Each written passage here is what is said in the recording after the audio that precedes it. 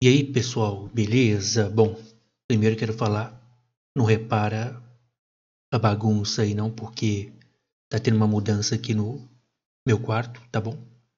Então vai ficar assim por um tempinho. E se tiver algum eco no fone, no áudio, né? Se tiver algum eco aí, é por conta disso também, tá bom? Vamos lá, hoje tivemos Real Madrid 2, Sevilha 0. Tivemos também Flamengo 0, Botafogo 0. Primeiro vou falar de Flamengo e Botafogo, tá bom? Você sabe qual é a diferença do Palmeiras pro Flamengo? Você sabe qual é? A diferença é a seguinte: se o Palmeiras enfrentasse hoje o Botafogo do mesmo jeito que o Flamengo enfrentou, o Palmeiras ia fazer 1-0 e pronto. E ele ia dar um jeito, mas ia fazer 1-0, né? Vamos lá. O Flamengo, no primeiro tempo, foi até um bom primeiro tempo do Flamengo. Conseguiu pressionar, lógico que não dá para pressionar sempre. Tivemos muitas mudanças nesse time do Flamengo. Tivemos aí Everton Araújo, titular, que é aquele jogador que, quando domina a bola, você já fica meio, né? Toca logo aí, senão você vai perder a bola. Toca logo, senão você vai perder, né? O Everton Araújo não tem muito nível para estar aqui no Flamengo, mas sem a bola joga bem. Sem a bola tem o desarme e tudo mais. Luiz Araújo também foi titular. O time não estava com a Arrascaeta, não estava com o Gerson, que foi expulso no outro jogo, né? Então, não estava também com o Eric Pulgar, que é muito importante. Três jogadores importantíssimos. E o primeiro tempo, por isso que eu gostei do primeiro tempo do Flamengo. Achei um bom primeiro tempo, time pressionando lá em cima. Teve controle do jogo. O Botafogo só conseguiu chegar pela primeira vez aos 11 minutos. Então, nos primeiros 10 minutos ali, só deu o Flamengo pressionando. O Botafogo não conseguiu sair da marcação-pressão. Lógico que com o tempo, o Flamengo vai cansando, né? Não tem como manter esse ritmo. Bom, temos aqui, eu anotei algumas coisas sobre o jogo. Vou falar do segundo tempo depois, que, mano, esse segundo tempo foi, enfim. Mas primeiro vamos ficar no primeiro tempo, né? Tivemos também algumas chances do Botafogo no primeiro tempo e alguns contra-ataques. Esse jogo serve para valorizar muito o Rossi. O Rossi é muito bom goleiro. Ele é bom. Sempre mantém o nível, dificilmente erra. Todo goleiro erra, mas ele dificilmente erra, né? Tipo, o Courtois é o melhor goleiro do mundo. Ele já errou algumas vezes, né? Não tem jogador perfeito. Então, cara, o desempenho médio do Rossi é muito bom. Ele é espetacular. Bom, o Wesley, primeiro tempo, o Wesley jogou demais no primeiro tempo. Foi um dos melhores do Flamengo, na minha opinião. Primeiro tempo, muito bom do Wesley.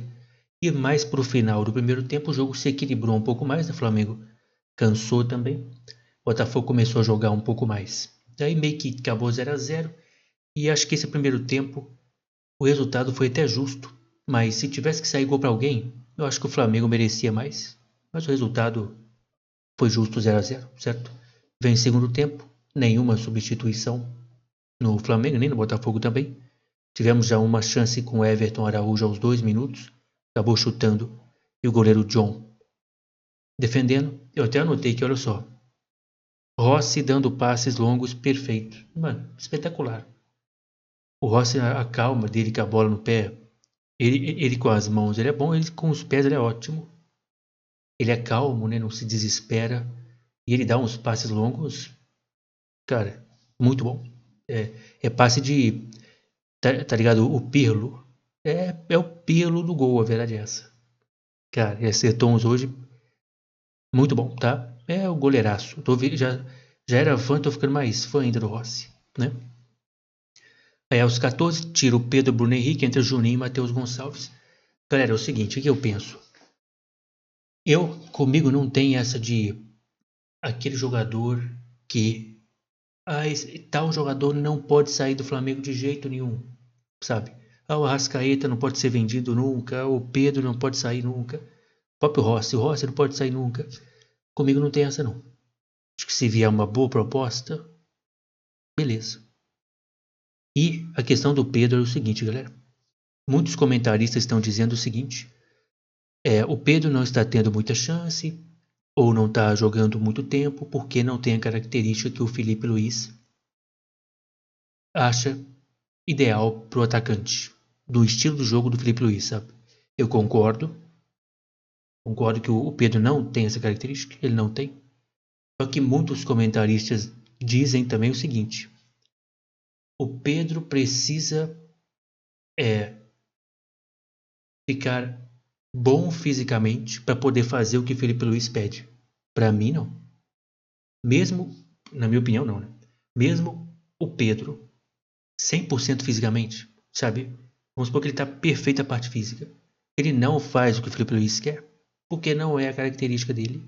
Ele pode fazer por uns 10 minutos. Depois não consegue mais. E jogador alto, jogador que usa muito o corpo, ele tem ali uma velocidade, mas não é o principal dele.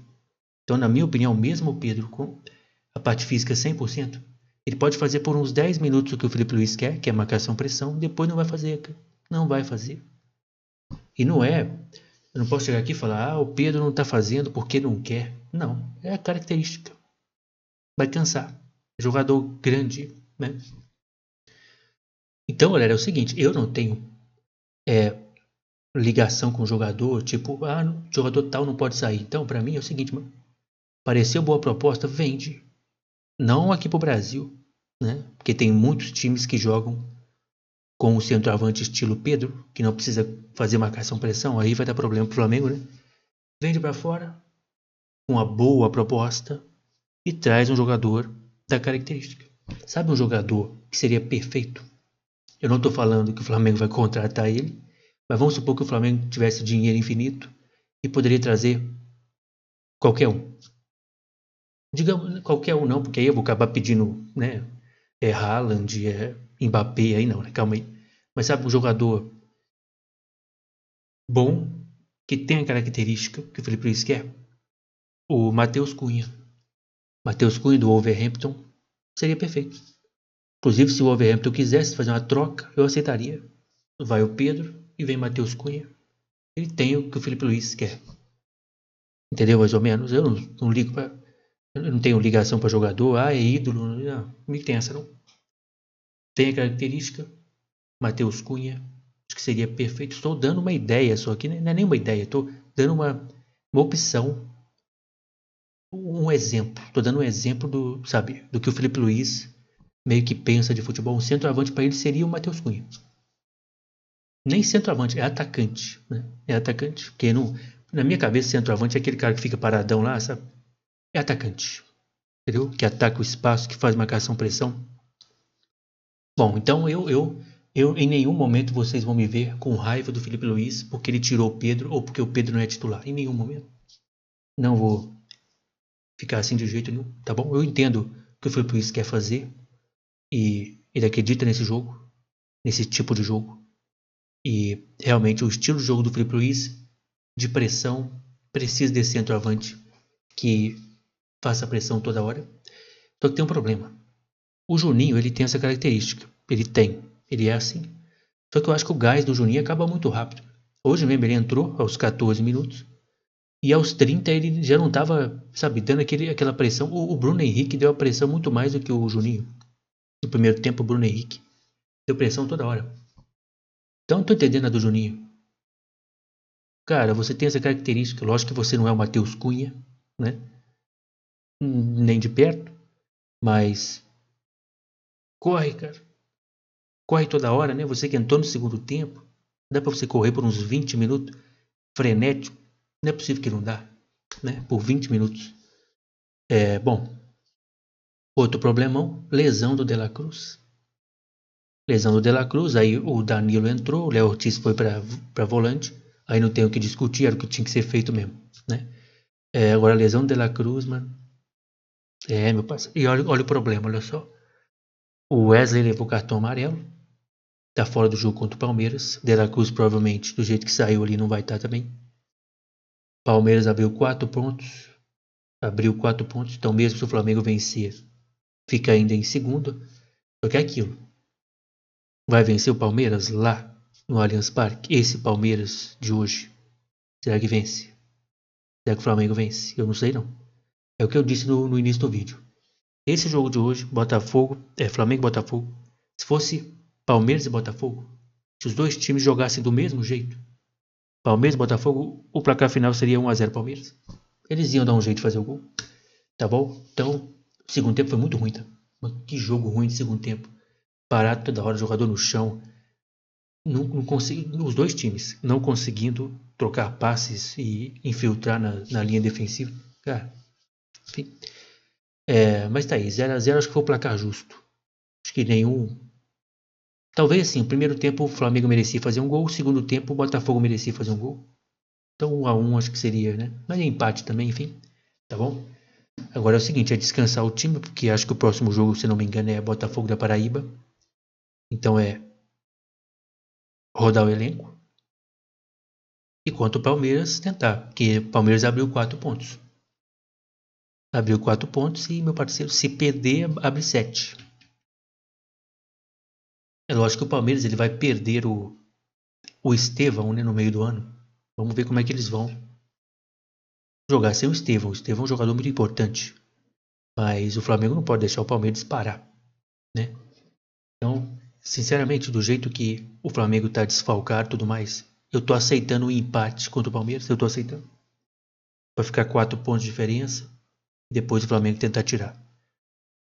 É isso que eu achei do jogo do Flamengo hoje. Beleza? Vou falar agora do jogo do Real Madrid. Vou pegar o boné aqui como sempre. Porque o jogo do Real Madrid hoje foi loucura. Que loucura. Seguinte. É muito difícil analisar esse jogo. Sabe por quê? Vamos lá, olha só. É o time cheio de desfalque. Eu não vou exigir desempenho coletivo. Não vou. O técnico vai sair. Pensa só, pensa você sendo um jogador do Real Madrid. Você é o Mbappé. Aí faltam 2 jogos para acabar a temporada. O técnico vai embora no final da temporada. Você vai disputar aquela bola sabendo que você pode sofrer alguma lesão. Entendeu? E atrapalhar você nos próximos dias. Porque, se eu não me engano, acho que o jogador não vai ter nem um mês de férias. Mas, enfim, acho que não vai ter, não. Eu tenho que ver depois. Mas, por causa do Super Mundial, né? Então, pensa só, daqui a o quê? Daqui a 1 semana e meia, 2 semanas, vai estar lá o Xabi Alonso. Aí dá de cara com o Mbappé lesionado, porque dividiu no jogo contra o Sevilla, que não valia mais nada. Então, eu tô pensando nisso hoje. Tava pensando nisso quando eu vi o jogo. Cara, se fosse já ali à beira do campo o Xabi Alonso, aí beleza. O time se esforçaria para tentar implementar o estilo do jogo do Xabi Alonso. Só que é o Ancelotti ainda. Ele vai sair. Então, cara, pensa. O Real Madrid não disputa mais nada. É jogo que não vale nada. Não vale nada. E não adianta, tipo... Vamos supor, vou dar um exemplo aqui. O Fran Garcia, vamos supor, o Fran Garcia fez os 2 melhores jogos da carreira dele. Nesse contra o Sevilla e agora contra o Real Sociedad, que vai ser, né? Fran Garcia fez os 2 melhores. Ancelotti vai sair, vai vir o Xabi Alonso e vai analisar todo mundo de novo. Então, bom, vamos falar do jogo. 2 jogadores a mais. Tem essa questão também. A partir do momento que o Real Madrid ficou com 2 jogadores a mais, eu também mudei um pouco meu pensamento. Eu tava com esse pensamento que eu falei agora mais pro início do jogo. Primeiro tempo, sabe? E pensando, será que vale a pena correr o risco de se lesionar? Só que aí quando o Real Madrid ficou com 2 jogadores a mais, eu pensei, bom, por questão de respeito, né, de honrar a camisa e tudo mais, tem que vencer o jogo.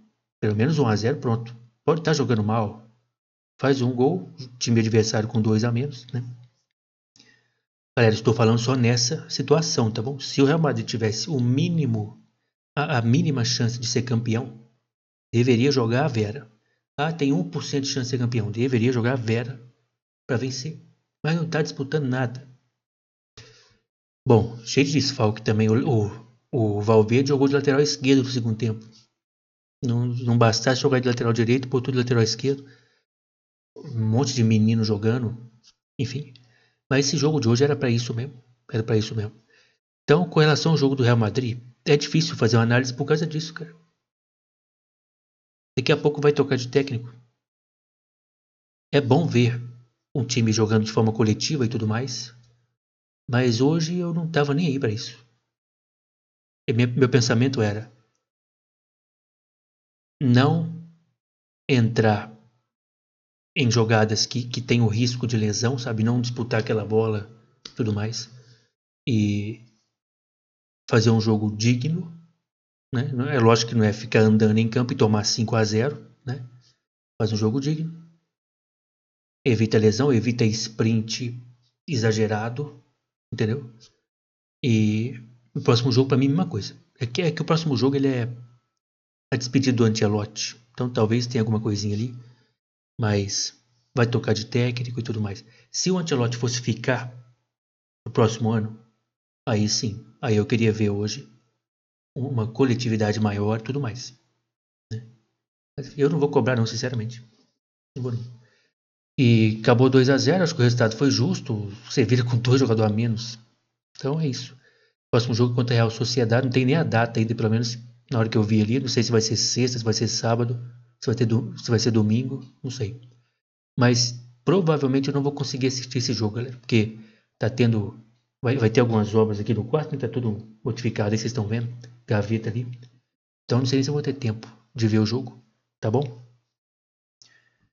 Mas é isso. Então, essa é a minha opinião. O que você achou do jogo do Real Madrid? O que você achou de Botafogo e Flamengo? É nóis, galera. E até o próximo vídeo.